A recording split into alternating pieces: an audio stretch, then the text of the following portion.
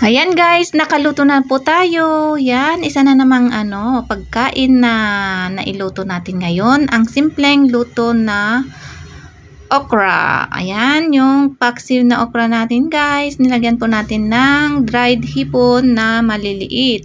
Ayan siya guys. Sa lahat ng mga nandyan sa baba, mega love shoutout po sa lahat. Thank you so much guys sa laging pagsuporta sa aking YouTube channel. Ayan.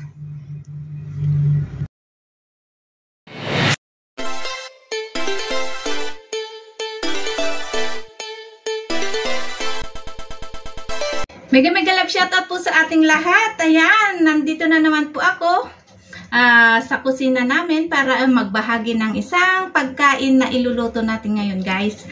Ang iluluto natin ngayon guys ay simpleng ulam lang natin. Dahil ako lang ang nandito kapag lunch, kaya nagagawa ko yung gusto kong iluto na kakainin. Ayan guys, samahan niyo ulit ako para magluto.